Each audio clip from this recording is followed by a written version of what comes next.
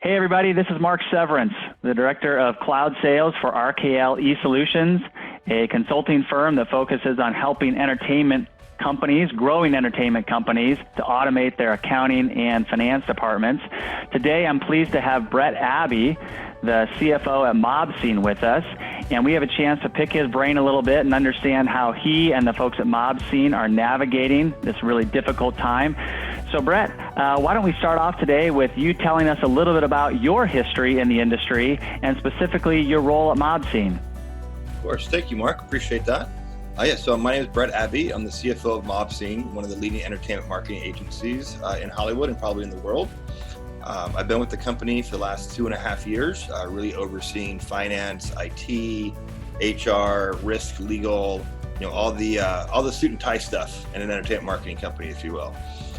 Came to Mob Scene from another entertainment marketing company called Motion, one of the leading trailer houses in the industry, working on a lot of high-profile movies and TV shows as well.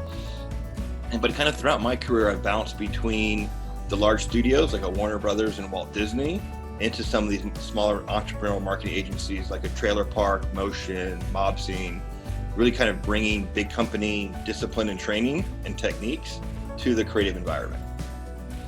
So it's been a fun ride and very different to go from, the size of Walt Disney into, an entrepreneurial agency.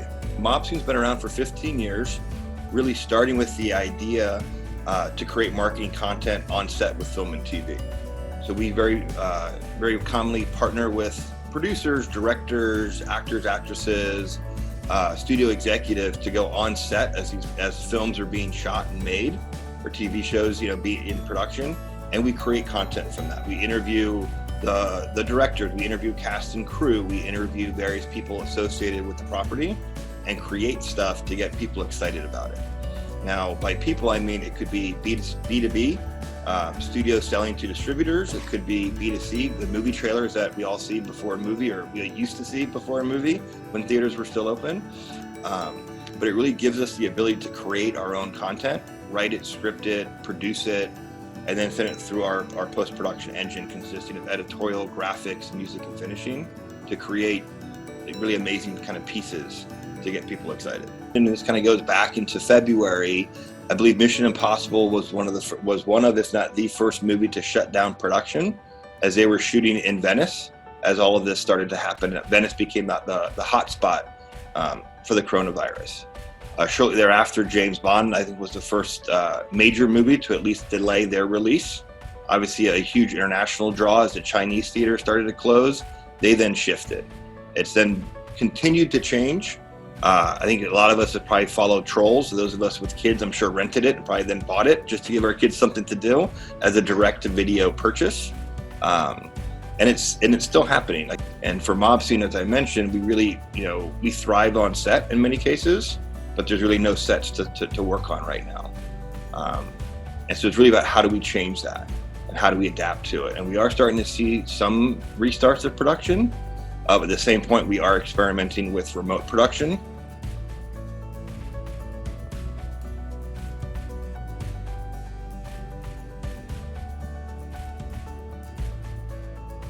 Here's a camera in one location, a director in another.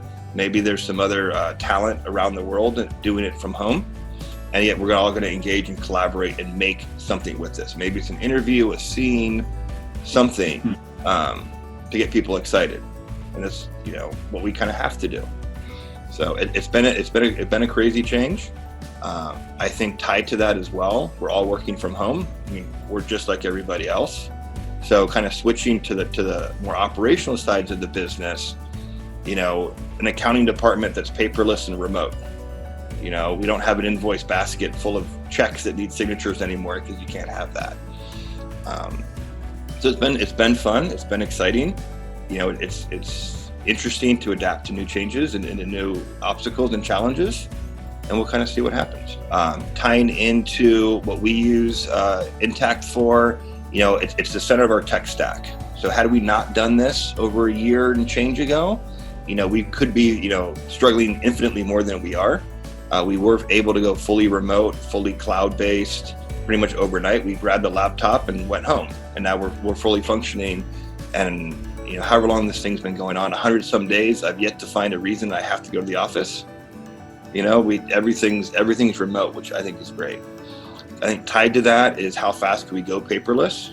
We had to change the way we did things. No longer did the invoice go from AP to the department head to the supervisor, back to me, back to becoming a check, et cetera. Now it's all paperless, it's all remote. We've had to find ways to do that.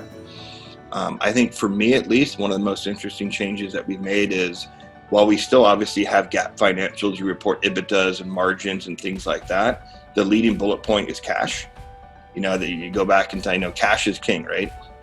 So it's all about how are we doing on cash flow? Are we burning cash? Are we growing cash? Are we cash neutral? What are the impacts to cash based on decisions? And then the second question becomes, what is it on margins and EBITDAs and things like that? And then the final thing, which I think is actually interesting, is go back. Let's even go back to our 2020 budgets. You did one budget, and you did it in December. It got approved by the board or your investors or whoever your audience was, and you started running. I think right now we're managing about 12 different scenarios of what ifs that say, well, what if this happens? Then this is the path we're going to go down. But if this happens, we're going to go down this path. If this happens, then this, and so forth. And it changes on a pretty regular basis. My controller's been trying to get me to lose months at the top and just call it month one. We don't know when that's going to be, but when that month comes, we'll just start there and kind of build. We don't know if it'll be July or August, for example. When I was in the office, people always kind of made jokes that I was always walking around. You always had the line of people at your door. People needed to engage with you in many ways. And I think a lot of it too, especially in the finance role, they look to you to make sure things are okay. If the finance guy or finance executive is freaking out, that's probably not a good sign. So now even today, where people don't get to see you walking down the hallways every day and whatnot, you have to make it a point to reach out to them, and not just your direct reports or your department heads, but go to a staff meeting of editors. Hop in on the graphics brainstorm session and check in on people and still be part of the organization, not just be recluse at home in your spreadsheets and no one can see you kind of thing. At the same point, I think when you do communicate, it is to always be calm, to be consistent, to be reassuring. But at the same point, you don't have to sugarcoat stuff either. So you are being transparent. This is what's happening. Here's what's happening in the organization. And now here's what we're going to do about it.